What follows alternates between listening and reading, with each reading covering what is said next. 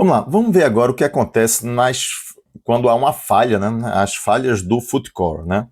Então eu vou trazer aqui, né, nesse momento um exemplo de praticantes de corrida. Vou dar uma focada nisso para a gente entender um pouco um aspecto dinâmico, um exemplo disso.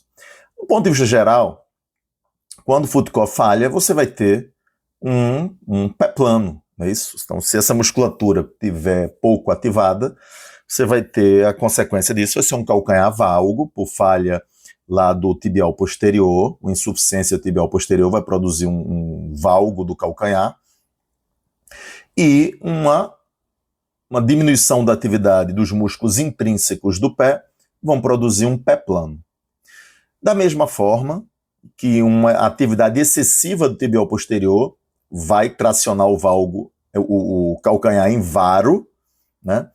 E uma atividade excessiva, uma hipertonia da musculatura intrínseca dos pés vai produzir um pé cavo, né? Então, qualquer disfunção do foot core vai produzir, ou por hipotonia, por insuficiência, vai produzir o pé plano, com calcânio valgo, né, um pé pronado, ou por excesso de atividade, por uma hipertonia, vai produzir um pé cavo com calcânio varo, que é um pé supinado.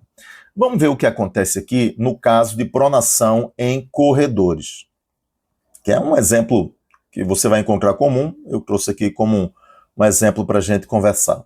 Então, quando os músculos do core estão fracos, né, ou tem uma falha no recrutamento desses músculos, você vai ter desalinhamentos posturais, como eu falei aqui, um pé em pronação, e a instabilidade desse segmento também. Então, você vai ter, durante a marcha e a corrida, um excesso de pronação, tá? Então, isso vai provocar um excesso, uma maior incidência de lesões, um maior risco de lesão por overuse, porque durante a marcha e a corrida, o grande problema que acontece nos membros inferiores, o grande problema biomecânico dos membros inferiores, é o excesso de rotação interna. Então, a fonte desse excesso de rotação interna ou é uma falha no foot core, uma deficiência de recrutamento ou uma hipotonia do foot core, que leva à pronação excessiva, então uma instabilidade nos pés, ou uma instabilidade no quadril, né? Uma insuficiência de rotadores externos e extensores, né? A cadeia póstero-lateral do quadril, ou uma hiperatividade da cadeia antero-interna de quadril, ou seja, flexores de quadril, rotadores internos e adutores, que é muito comum acontecer e deve prestar atenção. Ao invés de só fortalecer a região posterior e lateral, deve-se também flexibilizar a região anterior e interna de quadril nesses casos. Então são os dois pontos principais no caso do corredor, quadril e pé. Instabilidade nessas duas regiões vão provocar o risco alto de lesão, né? Um risco biomecânico alto de lesão. Então, no caso da hiperpronação, nosso foco aqui são os pés. No caso da hiperpronação, como você vê nessa situação aqui, ó. Se a gente fosse traçar um ângulo aqui, você veria aqui no goniômetro um ângulo que está acima de 12 graus de pronação, né? Não está a medição aqui, mas é o caso. Isso é muito comum. Primeira coisa, problema comum de ser encontrado, fascite plantar em corredor. A face é repetidamente recrutada para absorver impacto e acumular energia elástica para ajudar na impulsão, certo?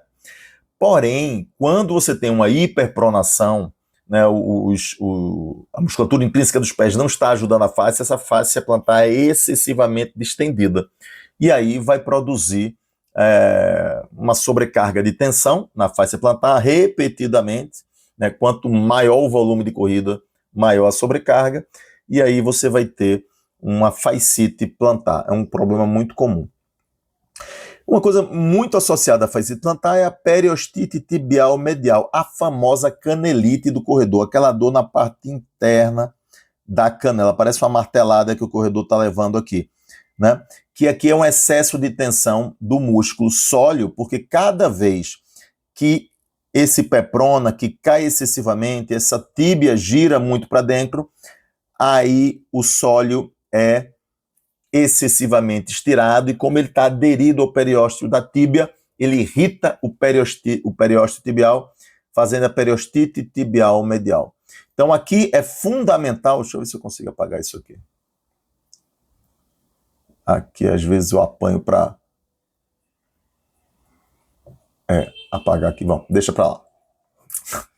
Então, nesses casos aqui é fundamental você, primeiro, tirar a sensibilidade dessa região, né, com traços de liberação miofascial nessa região aqui, e entrar num processo de fortalecimento do tibial posterior e do sólio para controlar essa pronação, controlar essa queda para dentro aqui do retropé e esse desabamento do arco longitudinal medial.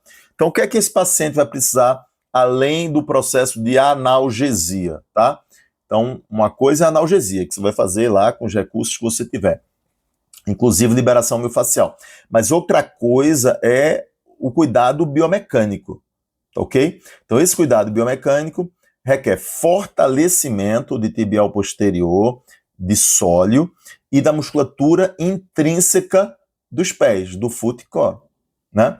Então, você fazendo esse trabalho de fortalecimento para esses pacientes com pronação excessiva, que vão desenvolver periostite tibial medial, vão desenvolver fascite plantar, é fundamental, ok?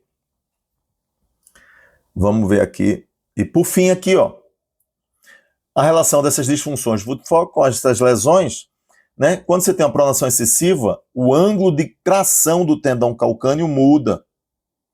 Esse ângulo de tração muda. Quando esse ângulo de tração muda, você gera uma sobrecarga no tendão calcâneo.